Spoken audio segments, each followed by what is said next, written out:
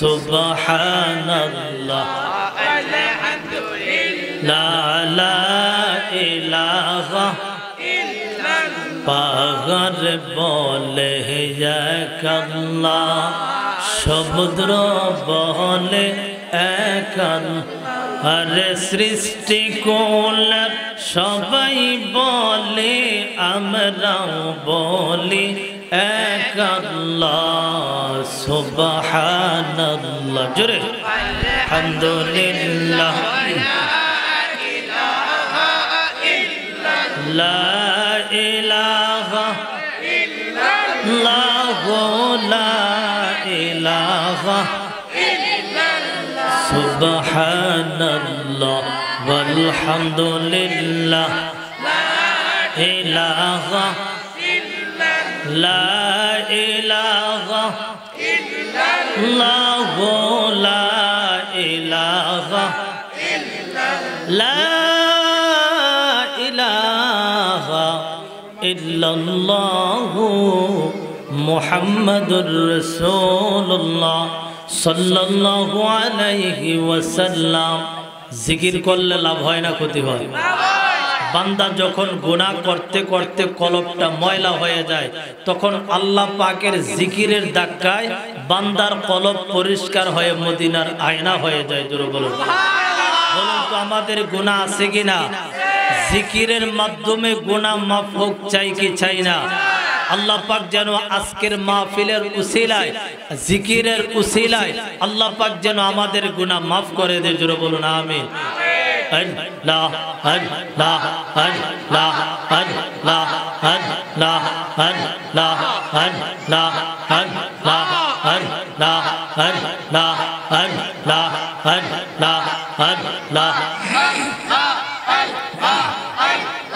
Allah Allah Allah Allah Allah Allah Allah Allah Allah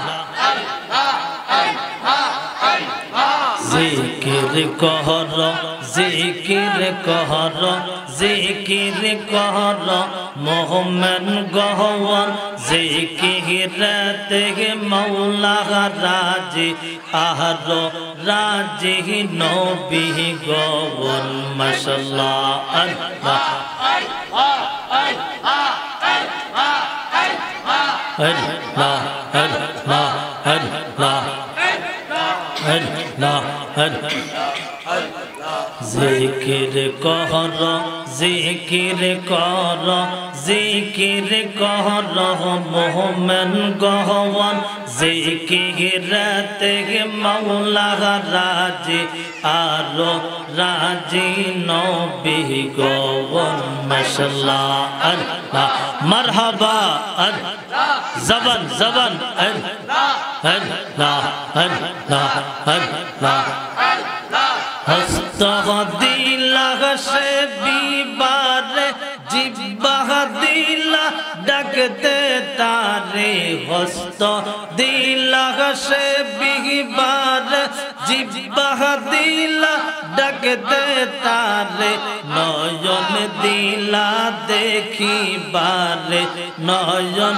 দিলা দেখিবারে কন্দ রইল কোন কারণ মাশাআল্লাহ আল্লাহ আল্লাহ আল্লাহ আল্লাহ জিকির কর জিকির কর জিকির কর মোমেন গহওয়ান জিকিরতে মাওলা রাজি আর রাজি নবী গওন মাশাআল্লাহ আল্লাহ আল্লাহ আল্লাহ আল্লাহ আল্লাহ আল্লাহ আল্লাহ আল্লাহ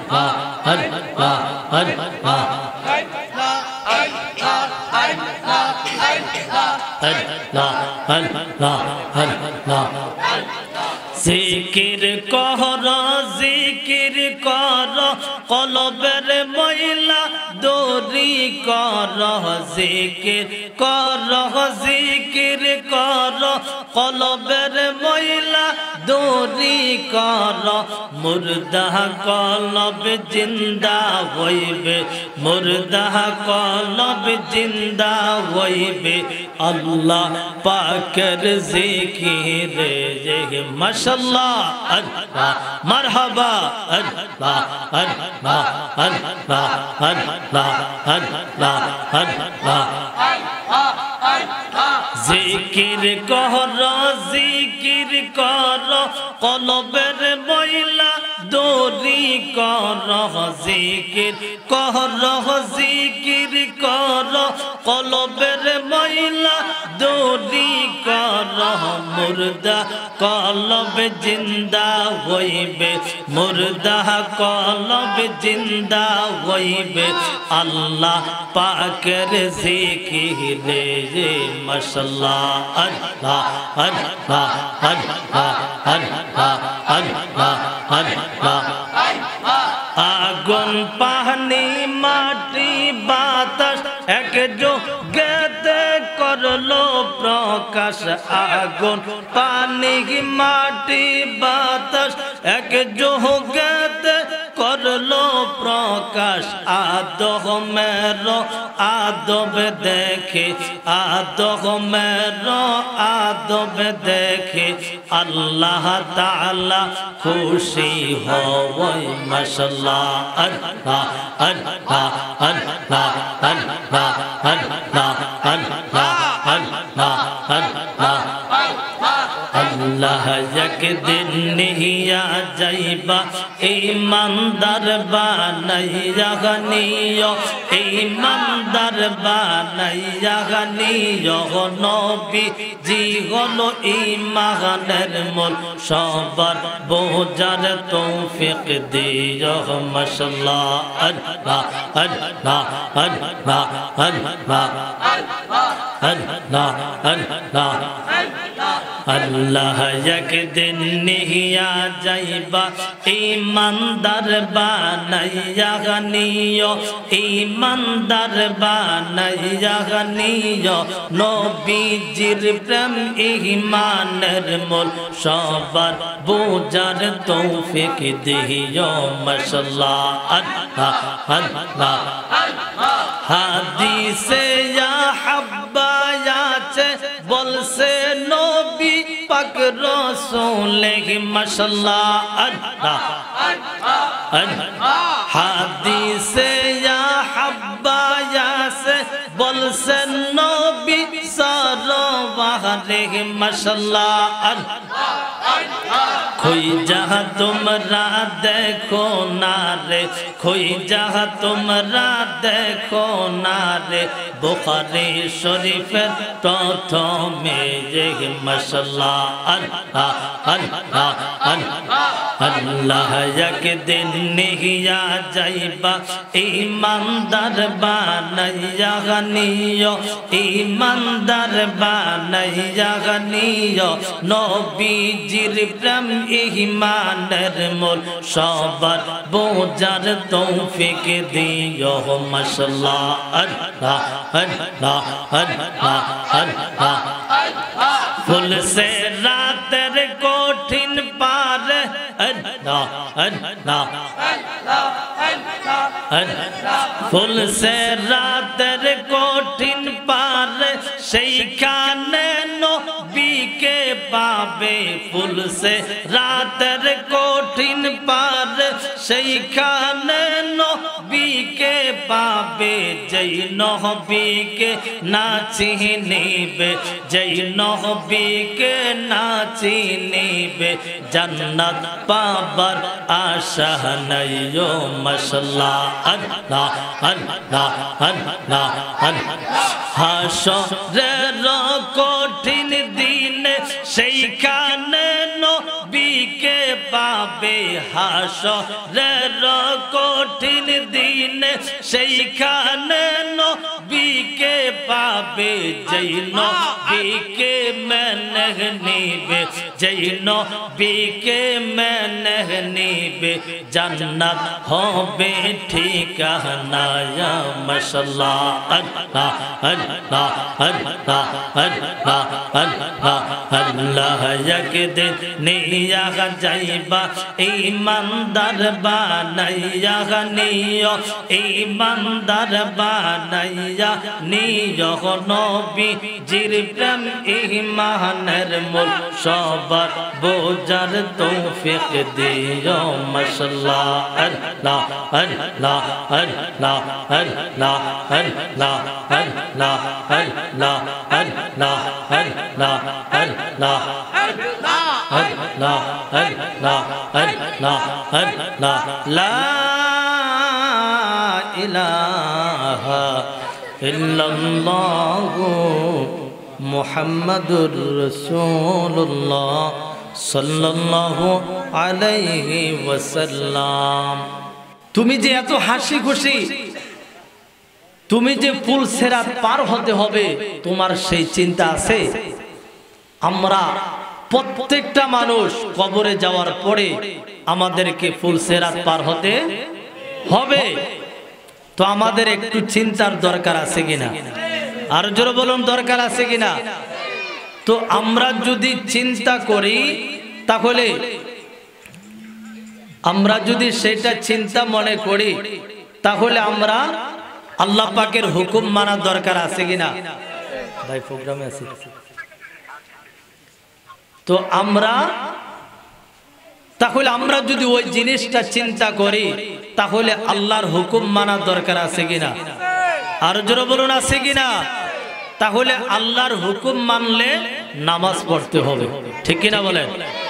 আল্লাহর হুকুম মানলে রোজা রাখতে হবে, আল্লাহর হুকুম মানলে যাকাত ফরজ হলে যাকাত দিতে হবে, আল্লাহর হুকুম মানলে হজ ফরজ হলে ফরজ আদায় করতে হবে, ঠিক কিনা বলেন? তাহলে আমরা যদি এইভাবে করে, আমরা যদি আল্লাহ পাকের হুকুম মাহকাম যদি মেনে নিতে পারি, আল্লাহকে যদি খুশি করতে পারি, যেই ফুল চুলের চাইতে চিকন, হীরার চাইতে ধার, ওই ফুল একটা নেক ব্যক্তি আল্লাহর পছন্দনীয় বান্দা অথবা বান্দি, সে বিজলির গতিতে ওই ফুল সেরা কম সময়ের মধ্যে পার হয়ে যাবে, জোরে বলুন সুবহানাল্লাহ। আর যারা আল্লাহ পাকের অসন্তুষ্টি বান্দা হবেন, রাসূল পাক সাল্লাল্লাহু আলাইহি ওয়াসাল্লামের অসন্তুষ্টি উম্মত হবেন, আউলিয়া কেরামের বিরোধী লোক হবেন, তারা ওই ফুল সিরাত পার হতে পারবে না। তারা ফুল সিরাত পার হতে লাগলে তারা পরে জাহান্নামের মধ্যে পড়ে যাবে, জোরে বলুন নাউজুবিল্লাহ। আর জোরে বলুন নাউজুবিল্লাহ। তো এই জন্য আমরা আখিরাতের কথা চিন্তা করে আমরা প্রত্যেকে আল্লাহর হুকুম মানতে হবে, ঠিক কিনা বলেন? আল্লাহ পাক যেন আমাদের সকলকে কবুল করে, জোরে বলুন আমিন। আর জোরে বলুন আমিন। আল্লাহর পেয়ারা হাবিব বলেন, হাসরের ময়দানে দুই শ্রেণীর মানুষ আপনার আফসোস করতে থাকবে। এক শ্রেণীর মানুষ হলো যারা আপনার সময় থাকা সত্ত্বেও ইলমি দ্বীন অর্জন করলো না, ইলমি দ্বীন কিছু শিখলো না, আমল করার জন্য কিছু শিখলো না, হাসর ময়দানে আফসোস করতে করতে মরবে। আল্লাহু আকবার বলেন। আরেক শ্রেণীর ব্যক্তি হলো যারা আলেম রয়েছে, তারা মানুষদেরকে বুঝাইলো কিন্তু নিজে আমল করলো না, তারাও ওই হাসর ময়দানে আফসোস করবে। এই জন্য আমরা সময় থাকলে মাহফিলের মধ্যে বসা দরকার আছে কিনা? আর জোরে বলুন আছে কিনা? মাহফিলের মধ্যে বসলে ঈমান তাজা হয়, নেক আমল হয়, গুনাহ মাফ হয়। এই জন্য আমরা আহলে সুন্নাত ওয়াল জামাতের যেই কোনো জায়গায় মাহফিল হবে আমরা সেখানে বসবো, ঠিক কিনা বলেন? রাজি আছি তো ইনশাআল্লাহ? আল্লাহ পাক যেন কবুল করে, জোরে বলুন আমিন। ভাইরা আমার, এই দুনিয়ার মধ্যে মানুষের নিঃশ্বাসটা যতকাল থাকবে ততকাল পর্যন্ত আপনি দুনিয়ার মধ্যে ইবাদত করতে হবে, জোরে বলুন সুবহানাল্লাহ। ভাইরা আমার, এই পৃথিবীর মধ্যে কোন আমলটা আল্লাহর দরবারে কবুল হয়ে যায়, ওই আমলটার উসিলায় আল্লাহ পাক রব্বুল আলামিন আপনাকে ক্ষমা করে দিবে। আর জোরে বলুন সুবহানাল্লাহ। ভাইরা আমার, এক ব্যক্তি কবরে যাওয়ার পরে তার আপনজন স্বপ্নে দেখলেন, দেখার পরে বললেন মা ফাদাল্লাহু বিকা, আল্লাহ তাআলা আপনার সাথে কেমন আচরণ করেছেন। তিনি বললেন আমার তেমন কোনো ভালো আমল নাই, আমার নেকির পাল্লা, আমার নেক আমল যখন ওজন দেওয়া হলো, আমার নেকির পাল্লা হালকা হয়ে গেল, আমার বদের পাল্লা ভারী হয়ে গেল। হয়ে যাওয়ার পরে তখন আমার নেকির পাল্লা যখন হালকা হয়ে গেল, হালকা হওয়ার কারণে তখন একটি থলের মধ্যে কিছু মাটি ছিল, ওই থলেটা আমার নেকির পাল্লার মধ্যে দেওয়া হলো। দেওয়ার পরে তখন আমার নেকির পাল্লাটা ভারী হয়ে গেল। আমি জিজ্ঞেস করলাম এই থলের মধ্যে কি রয়েছে? তখন বলা হলো তুমি তোমার এক ভাইয়ের যখন মারা গিয়েছিল, মারা যাওয়ার পরে তোমার ভাইয়ের কবরের মধ্যে মাটি দিয়েছিলে, ওই মাটি আজকে তোমার নেকির পাল্লার মধ্যে দেওয়া হলো। দেওয়ার পরে তোমার নেকির পাল্লা ভারী হয়ে গেল। ভারী হওয়ার পরে আমার আল্লাহ পাক রব্বুল আলামিন তোমার জীবনের গুনাহ ক্ষমা করে তোমাকে জান্নাতি করে দিল। জোরে বলুন সুবহান, আর জোরে বলুন সুবহানাল্লাহ। তাহলে এই নিঃশ্বাসটা থাকা পর্যন্ত আমাদের ভালো ভালো ইবাদত করতে হবে কিনা? আর জোরে বলুন হবে কিনা? একটা আমল আল্লাহর কাছে কবুল হয়ে গেছে, ওই আমলটার বিনিময় আল্লাহ পাক বান্দাকে ক্ষমা করে দিয়েছে। জোরে বলুন সুবহানাল্লাহ, আর জোরে বলুন সুবহানাল্লাহ। ভাইরা আমার, আমরা অনেক সময় মানুষকে যখন মাটি দেই, হয়তো অনেকে জানি অনেকে জানি না। আল্লাহর নবী বলেন আমরা যখন মানুষকে মাটি দেই, কবরের মধ্যে মাটি দেই, তখন আমরা একটি দোয়া পড়ি কি পড়ি না? মিনহা খালাকনাকুম ওয়া ফিহা নুঈদুকুম ওয়া মিনহা নুখরিজুকুম তারাতান উখরা। আমরা কিভাবে মাটি দিব? আমরা এক মুষ্টি মাটি যখন হাতের মধ্যে নিব, আমরা বলবো মিনহা খালাকনাকুম, এক মুষ্টি মাটি দেব। তারপরে আমরা আরেক মুষ্টি মাটি নিব, ওয়া ফিহা নুঈদুকুম, তারপরে দ্বিতীয় মুষ্টি মাটি দেব, ওয়া মিনহা নুখরিজুকুম তারাতান উখরা। আমরা তৃতীয় মুষ্টি মাটি যখন হাতের মধ্যে নেব, ওই দোয়াটা পরে আমরা মাটি দিয়ে দেব। জোরে বলুন সুবহানাল্লাহ। তাহলে আজকে আমরা মাটি দেওয়ার বিষয়টা আমরা শিখে নিলাম, ঠিক কিনা বলেন? তাহলে মাহফিলের মধ্যে বসলে লাভ হয় না ক্ষতি হয়? ভাইয়ের আমার, হযরত উসমান গনি রাদিয়াল্লাহু তাআলা আনহু নবীর একজন সাহাবী ছিলেন। চতুর্থ নাম্বার সাহাবী, তৃতীয় নাম্বার সাহাবী হযরত উসমান গনি রাদিয়াল্লাহু তাআলা আনহু, তিনি একজন জান্নাতি ব্যক্তি ছিলেন। সুবহানাল্লাহ বলেন। আল্লাহর নবী তার আমল দেখে নবীর প্রতি মুহাব্বত থেকে আল্লাহর নবী তাকে জান্নাতের সার্টিফিকেট দিয়েছেন। সুবহানাল্লাহ বলেন। জান্নাতের সার্টিফিকেট দেওয়ার পরেও হযরত উসমান গনি রাদিয়াল্লাহু তাআলা আনহু যখন কবরের পাশ দিয়ে যাইতেন, যাওয়ার পরে তিনার চোখ বেয়ে ধাড়িগুলা ভিজে যেত, তার মুখ ভিজে যেত, এত কান্নাকাটি করতেন। তখন সাহাবায়ে কেরাম জিজ্ঞাসা করলো, ইয়া উসমান, হে উসমান, তোমাকে জান্নাতের কথা বললে, জাহান্নামের কথা বললে, তুমি এত কাঁদো না, কিন্তু কবরের পাশ দিয়ে গেলে তুমি এত কেন কাঁদো? তখন উসমান বললেন, হে সাহাবায়ে কেরাম, আল্লাহর নবী বলেন মুসলমানের কবরটা হচ্ছে প্রথম স্টেশন, প্রথম স্থান। এই জায়গার মধ্যে যে ব্যক্তি পার হয়ে যাবে, হাসর ফুলসিরাত সব কিছু পার হয়ে যাবে। জোরে বলুন সুবহানাল্লাহ। যেই ব্যক্তি এই কবরের মধ্যে ধরা পড়ে যাবে, ওই ব্যক্তি কবর, হাসর ফুলসিরাত সব জায়গার মধ্যে ধরা পড়ে যাবে।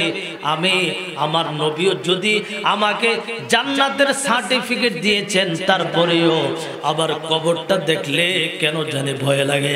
আমি যদি এই কবরের মধ্যে যদি ধরা পড়ে যাই, তাহলে হাসর ফুলসিরাত মিজানের পাল্লা সব জায়গার মধ্যে ধরা পড়ে যাব। এই জন্য আমি উসমান কবর দেখিয়া তো কান্নাকাটি করে। জোরে বলুন সুবহানাল্লাহ।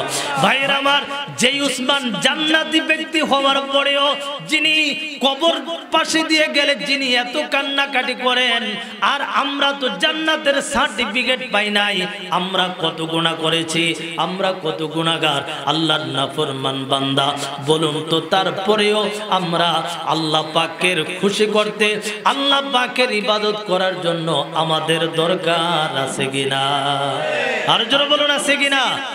আমার জায়গা হইব নি আমার মরা লাশের লাইগা, মসজিদের পাশে আমায় কবর দিও, খইরা আমার জায়গা হইব নি, আমার জায়গা হইব নি আমার মরা লাশের লাইগা, কবরের স্থানে আমায় কবর দিও, খইরা আমার জায়গা হইব নি। এলাকাবাসী রে,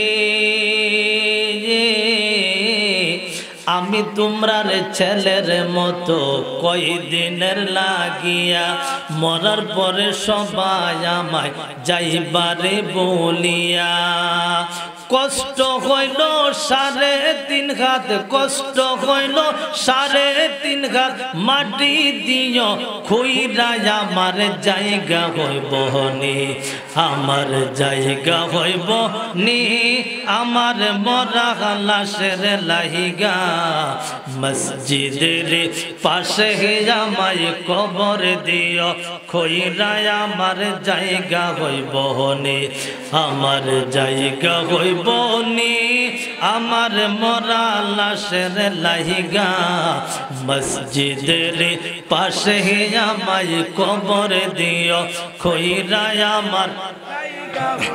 বাইরে ভাই, আমি যেদিন যাব মরে দুনিয়া চারিয়া, সবাই মিলে জামা কাপড় রাখবে রে খুলিয়া, 4 জনে 4 কান্দে লইয়া, 4 জনে 4 কান্দে লইয়া, দিবে রে শোয়াইয়া, আমার জায়গা হইব নি, আমার জায়গা হইব নি আমার মরা লাশের লাইগা, মসজিদের পাশে আমায় কবর দিও, খইরা আমার জায়গা হইব নি, আমার জায়গা হইব নি আমার মরা লাশের লাইগা, মসজিদের পাশে আমায় কবর দিও, খইরা আমার। জগৎবাসী রে, মানুষ যখন যাই মরিয়া দুনিয়া চারিয়া, 3.5 হাত মাটি দিও কবর তোমরা খইরা, এই দুনিয়া থাকবে না কেউ, এই দুনিয়া থাকবে না কেউ, যাইবে রে চলিয়া, আমার জায়গা হইব নি, আমার জায়গা হইব নি আমার মরা লাশের লাইগা, মসজিদের পাশে আমায় কবর দিও, খইরা আমার জায়গা হইব নি, আমার জায়গা হইব নি আমার মরা লাশের লাইগা, মসজিদের পাশে আমায় কবর দিও, খইরা আমার জায়গা হইব নি। ভাইরা আমার, মানুষ যখন কবরের মধ্যে যায়, যাওয়ার পরে মানুষকে যখন 3টি প্রশ্ন করা হয়, মান রব্বুকা ওয়া মান দীনুকা মা কুনতা তাকুলু ফি হাযার রাজুল, যখন 3টি প্রশ্ন করা হয়, ব্যক্তি যদি আল্লাহর পেয়ারা বান্দা হয়, ব্যক্তি যদি আল্লাহর পেয়ারা হাবিবের প্রিয় উম্মত হয়, আউলিয়া কেরামকে যদি সেই ব্যক্তি ভালোবাসে, তারপরে সেই ব্যক্তি বলবে আমার রব হইল আল্লাহ, জোরে বলুন সুবহানাল্লাহ। তখন বলবে আমার দিন হইল ইসলাম। আর যখন নবীকে চিনিয়ে দেওয়া হবে তখন বলা হবে তিনি হলেন আমার প্যারা হাবিব সাল্লাল্লাহু আলাইহি ওয়াসাল্লাম, জোরে বলুন সুবহানাল্লাহ।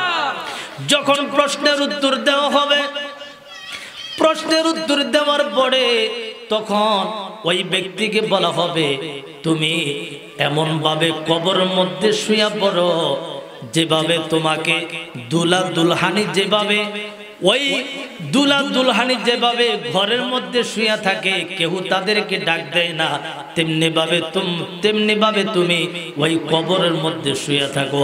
ওই দান কবর বুআসিরাত, যেই পর্যন্ত তোমাকে কবর থেকে বাহির করা না হবে ওই পর্যন্ত তুমি এই কবরের মধ্যে আরামে অবস্থান করো, জোরে বলুন সুবহান। আর জোরে বলুন সুবহান। ভাইরা আমার, যখন কবরের মধ্যে প্রশ্নের জবাব দিতে পারবে না তখন ফেরেশতারা বলবে হে মাটি এই ব্যক্তিকে ধরো। যখন মাটি ছাপ দিবে এক পাজরের হাড় আরেক পাজরের মধ্যে ঢুকে যাবে, ঢুকে যাওয়ার পরে তখন বলা হবে ওয়াইদাল কুবুর বুআসিরাত, যেই পর্যন্ত তোমাকে হাসরের ময়দানে না উঠানো হবে ওই পর্যন্ত তুমি এই কবরের মধ্যে শাস্তি পেতে থাকো, জোরে বলুন নাউজুবিল্লাহ। শুধু তাই নয়, মানুষ যখন কবরের মধ্যে যাবে, যাওয়ার পরে মানুষ যখন বদকার হবে, কবরের মধ্যে যখন নাজাব হবে তখন তার পার্শ্ববর্তী যে আপনজন রয়েছে তারা বলবে ও ব্যক্তি তোমার আগে আমরা কবরের মধ্যে এসেছিলাম, আমাদেরকে দেখে তোমরা বুঝি একটু সতর্ক হও নাই, তোমরা বুঝি আমরা কবরে এসেছিলাম, তোমরা কবরে আসার আগে তোমরা আমাদেরকে দেখে সতর্ক হও নাই। যদি তোমরা আল্লাহর ইবাদত করতে, নবী পাকের সুন্নাত আদায় করতে, আউলিয়া কেরামকে যদি তোমরা ভালোবাসতে তাহলে তোমরা এই কবরের মধ্যে তুমি আযাব ভোগ করতে না, জোরে বলুন সুবহানাল্লাহ। আমাদেরকে দেখে যদি তুমি সতর্ক হইয়া যাইতা, আল্লাহ পাকের ইবাদত করতা, নবী পাকের সুন্নাত মানতা, তাহলে তোমাকে আজকে কবরে আযাবের গ্রেফতার হইতো না, তুমি কবরের মধ্যে শান্তি অবস্থায় থাকতা, জোরে বলুন সুবহানাল্লাহ। আমি চলে যাব আমায় তোমরা বইলা যাইও না, আমি চলে যাব আমায় তোমরা বইলা যাইও না, ডাইনে বামে মাটি আমার মাটির বিছানা, ডাইনে বামে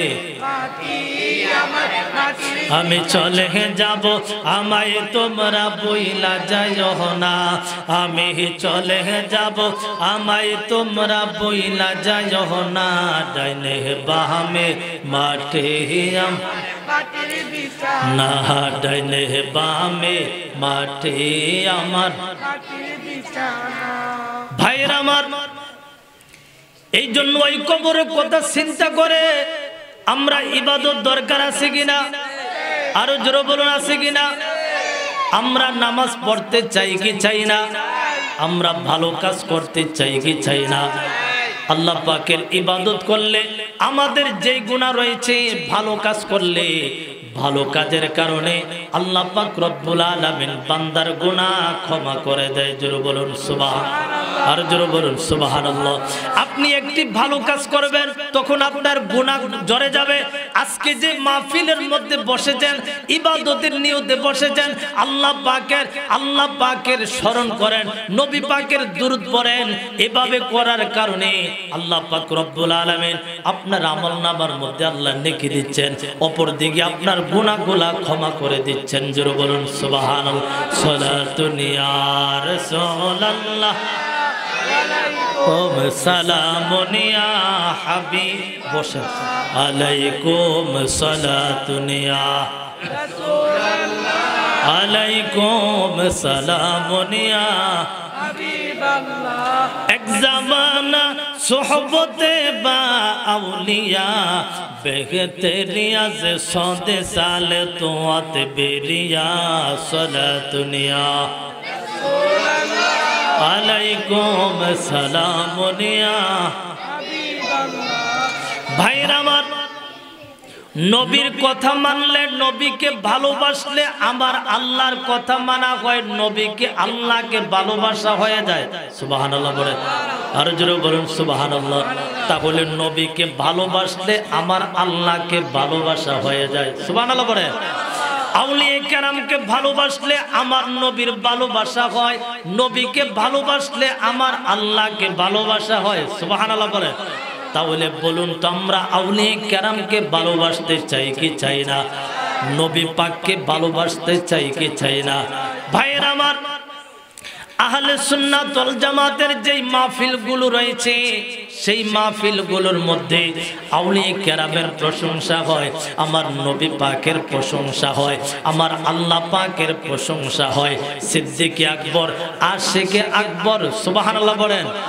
ওই সিদ্দিক আকবর আবু ভাইয়ের আমার, আবু বকর সিদ্দিক রাদিয়াল্লাহু তাআলা আনহু নবীজিকে এমন বেশি ভালোবেসেছেন, যেই ভালোবাসার কারণে নবীর পাশে ঘুমানোর সৌভাগ্য হয়েছে। জোরে বলুন সুবহান, আর জোরে বলুন সুবহানাল্লাহ। আবু বকর নবীকে ভালোবেসে জান্নাতি হয়েছে। সুবহানাল্লাহ বলে। ভাইয়ের আমার, নবীর কথা মাইন্না ভালোবেসেছে না, না মাইন্না ভালোবেসেছে? মাইন্না ভালোবেসেছে। নবীর কথা মানবে যারা হবে জান্নাতি, বলো না নবীর কথা মানবে যারা হবে জান্নাতি। না মানিয়া আবু জাহেল হলো দোজখী, বলো না না মানিয়া আবু। আমরা কি নবীকে মানবো না না মানবো? মানলে আবু বকর, না মানলে আবু জাহেল, ঠিক কিনা বলেন? তাহলে আমরা নবীকে মানবো। আবু বকর নবীকে মেনে, নবীকে ভালোবেসে জান্নাতি হয়েছে। জোরে বলুন সুবহানাল্লাহ, আর জোরে বলুন সুবহানাল্লাহ। ভাইরা আমার, আবু বকর ইসলাম গ্রহণের পূর্বে তিনার বাবা কি করলেন?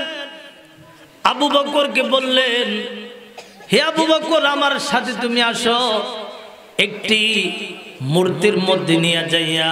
আবু বকরের বাবা বলতেছে, এই মূর্তিটাকে তুমি সিজদা করো। নাউজুবিল্লাহ বলে, আর জোরে বলুন নাউজুবিল্লাহ। মূর্তিটাকে তুমি সিজদা করো, এটা আমাদের প্রভু, এটার আমরা ইবাদত করি। তখন আবু বকর বলতেছে, তখনও কিন্তু ইসলাম গ্রহণ করেন নাই। আল্লাহু আকবার বলেন। তখন আবু বকর বলেন, হে মূর্তি, আমি ক্ষুধার্ত, আমাকে তুমি খানা দাও। বলুন তো, মূর্তিকে খানা দিতে পারবে? খানা দিতে পারবে? আবু বকর বলতেছেন, তুমি যদি প্রভু হও তাহলে আমি ক্ষুধার্ত, তুমি আমাকে খানা দাও। আমার কাপড় নাই, তুমি আমাকে কাপড় দাও। আল্লাহু আকবার বলেন। আমি তোমাকে পাথর নিক্ষেপ করব যদি তুমি প্রভু হও। তোমার যদি শক্তি থাকে তাহলে তুমি নিজেকে বাঁচাইতে পারবা। তখন তিনি কি করলেন? একটা পাথর দিয়ে ওই মূর্তিকে যখন আঘাত করলেন, মূর্তিটা নিচের মধ্যে পড়ে গেল। তখন বাবা যখন দেখতে পাইলেন, দেখার পরে তিনি বললেন, হে আমার ছেলে, তুমি কি করলা, কি করলা? তখন ছেলেকে ওই আবু বকরকে একটি থাপ্পড় মেরেছেন। থাপ্পড় মারার পরে মায়ের কাছে নিয়ে গেলেন। মায়ের কাছে নিয়ে যেয়ে বললেন, হে আমার স্ত্রী, তোমার ছেলে কি করছে আজকে জানুনি? আমরা যেই মূর্তির ইবাদত করি, যেই মূর্তিকে আমরা সিজদা করি, যেই মূর্তিকে আমরা প্রভু বলে বিশ্বাস করি, ওই মূর্তিকে আমার ছেলে আবু বকর তিনি কি করেছে? তিনি একটি পাথর নিক্ষেপ করে মূর্তিটা মাটির মধ্যে লুটে পড়েছে। আল্লাহু আকবার বলেন। তখন মা বলেন, আবু বকর মা বলেন, আমার সন্তান যখন দুনিয়ার জমিনে ভূমিষ্ঠ হয়েছে, ভূমিষ্ঠ হওয়ার পরে আকাশ থেকে একটি আওয়াজ আসলো, ইয়া আমাতাল্লাহি আলা তাহকিক আবসিরি বিল ওয়ালাদির আতিক। জোরে বলুন সুবহানাল্লাহ। মা বলতেছে, আমার এই ছেলে যখন ভূমিষ্ঠ হয়েছে, দুনিয়ার জমিনে এসেছে, আসমান থেকে আওয়াজ আসলো, হে আল্লাহ পাকের পেয়ারা বাদী, তোমার এই ছেলে মুক্ত, তোমার এই ছেলে সিদ্দিক। শুধু তাই নয়, আসমানে তোমার ছেলের নাম সিদ্দিক নাম রাখা হয়েছে। শুধু তাই নয়, এই ছেলে তোমার ছেলে মুহাম্মদ সাল্লাল্লাহু আলাইহি ওয়াসাল্লামের সঙ্গী এবং সাথী হবে। জোরে বলুন সুবহান, আর জোরে বলুন সুবহানাল্লাহ। হে আমার স্বামী, আমার ছেলেকে তুমি আর কোনোদিন মূর্তি পূজা করতে বলো না। আমার ছেলে যা বলতে চায়, যা করতে চায়, তাকে তার মতো করে তুমি ছেড়ে দাও। জোরে বলুন সুবহানাল্লাহ। একদিন আবু বকর সিদ্দিক রাদিয়াল্লাহু তাআলা আনহু এই ঘটনাটা রাসূল পাক সাল্লাল্লাহু আলাইহি ওয়াসাল্লামের দরবারে বললেন, ইয়া রাসূলুল্লাহ, আমি যখন দুনিয়ার জমিনে এসেছি, আমার মা আসমান থেকে একটি আওয়াজ শুনেছেন, আমি হইলাম আতিক, আমার আকাশের মধ্যে আমার নাম সিদ্দিক উপাধি দিয়ে দিলেন, আর বললেন আমি নাকি আপনার সঙ্গে সাথী হব। তখন ফেরেশতা জিবরাইল আলাইহিস সালাতু ওয়াস সালাম এসে বললেন, ইয়া রাসূলুল্লাহ, আবু বকর যেই কথাটা বলেছে ওই কথাটা সত্য বলেছে, আর আবু বকর হলেন সিদ্দিক। জোরে বলুন সুবহান, আর জোরে বলুন সুবহানাল্লাহ। শুধু তাই নয়, আমার নবী আবু বকর সিদ্দিক উপাধি দিয়ে দিলেন। আবু বকর বললেন, হে আবু বকর, তুমি মুক্ত, অর্থাৎ তুমি জাহান্নাম থেকে মুক্তি পেয়েছো, তোমাকে জাহান্নাম কোনোদিন স্পর্শ করতে পারবে না, আর শুধু তুমি জান্নাতি হয়ে গেছো। জোরে বলুন সুবহান। সালাতুন ইয়া রাসূলুল্লাহ, সালামুন ইয়া আলাইকুম, সালাতুন ইয়া রাসূলুল্লাহ, সালামুন ইয়া। আমি নবীজির পাগল, আমি মদিনার পাগল, আমি নবীজির পাগল, আমি মদিনার দুলবালি মোর, মদিনার দুলবালি মোর, নয়নের কাজল, আমি নবীজির পাগল, আমি মদিনার পাগল, আমি নবীজির পাগল। আমার জিকির নবী নবী, দুই চোখে মদিনার ছবি, আমার জিকির নবী নবী, দুই চোখে মদিনার ছবি, দুই চোখে মদিনার ছবি, নবীর প্রেমে দিতে রাজি জীবনের সকল, আমি নবীজির পাগল, আমি নার পাগল, আমি নবীজির পাগল, আমি মদিনার পাগল, আমি নবীজির পাগল, আমি মদিনার দুলবালি মোর, মদিনার দুলবালি মোর, নয়নের কাজল, আমি নবীজির পাগল, আমি মদিনার পাগল, আমি নবীজির পাগল, আমি মদিনার পাগল। আমার সকল রোগের ওষুধ দয়াল নবীর সালাম দরুদ, আমার সকল রোগের ওষুধ দয়াল নবীর সালাম দরুদ, আমার সকল রোগের ওষুধ দয়াল নবীর সালাম দরুদ, দয়াল নবীর সালাম দরুদ।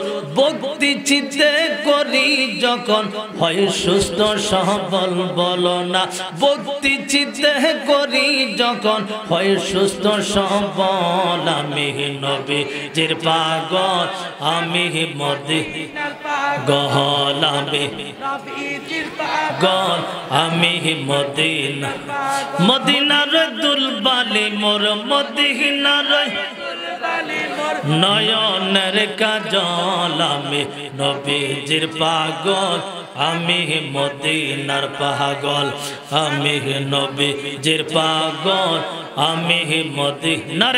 তাকবীর, নারে রিসালাত, আহলে সুন্নাত ওয়াল জামাত বিশেষ বক্তার আগমন।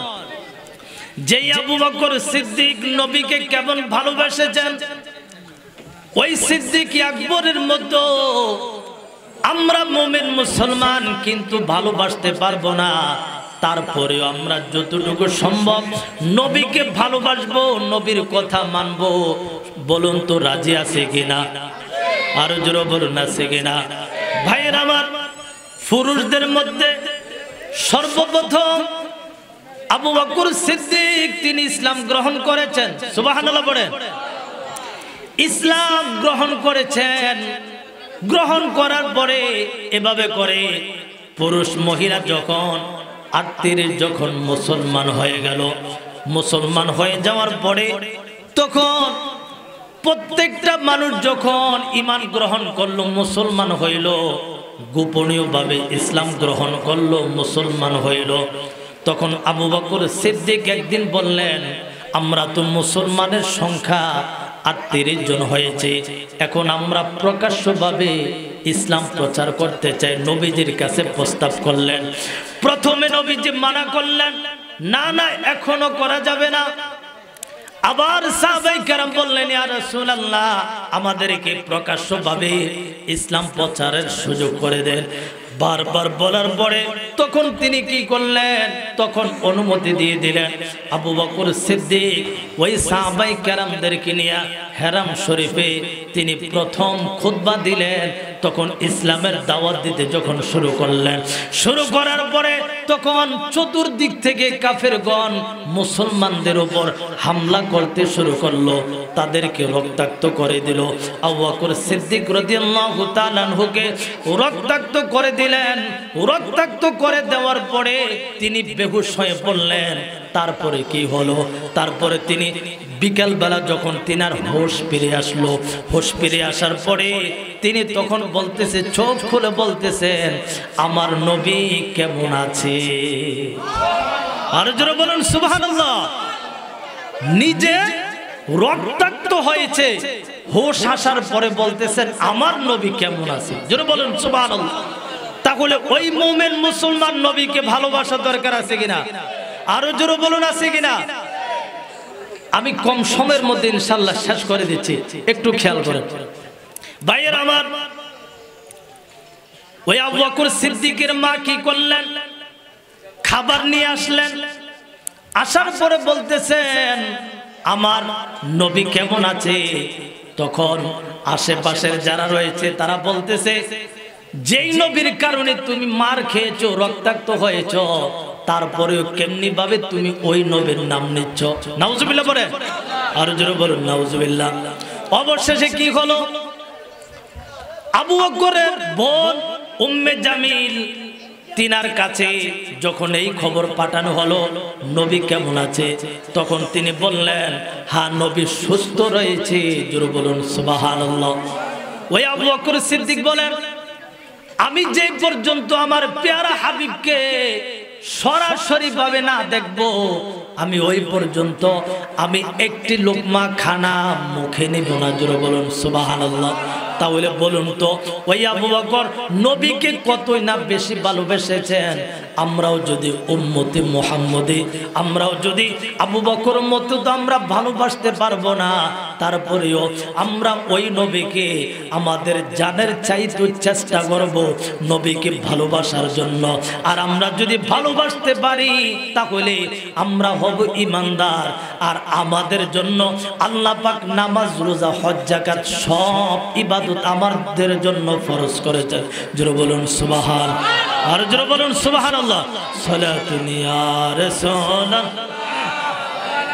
সালামুন ইয়া হাবিবাল্লাহ, আলাইকুম সালাতুন ইয়া রাসূলুল্লাহ, সালামুন ইয়া হাবিবাল্লাহ। তাহলে আমরা নবীকে ভালোবাসার মতোই বাসতে হবে, ঠিক কিনা বলেন? ঠিক কিনা বলেন? কিছু মানুষ রয়েছে কখনো সুন্নিদের সাথে, কখনো ওয়াহাবিদের সাথে, ঠিক কিনা বলেন? এগুলা মুনাফিক মার্কা মুসলমান, ঠিক কিনা বলেন?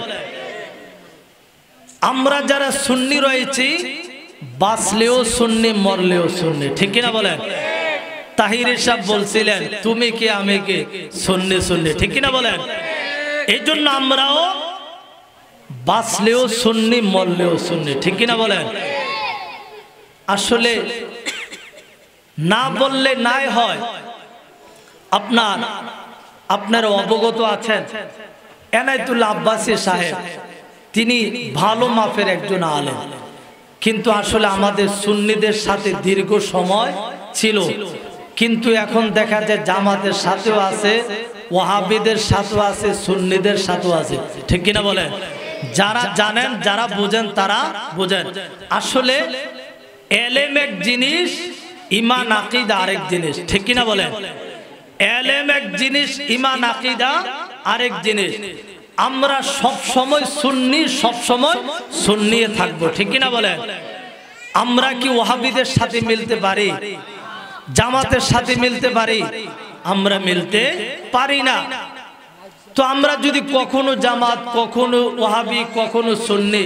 আমার একজন সুন্নি জামাতের একজন আলেম বলছিল, ভাই তুমি পারলে সুন্নি থাকো, না হলে ওয়াহাবি হও, নাইলে জামাতে যাও, কিন্তু তিনটার মধ্যে যাইও না। এই আমাদের আজকে প্রধান বক্তা উনি বলছিল। আমি ওনার মসজিদে 9 বছর তারাবি পড়েছিলাম। আল্লাহু আকবার বলেন। কখনো সুন্নি, কখনো জামাত, কখনো ওয়াহাবি, এমনটা যেন না হয়।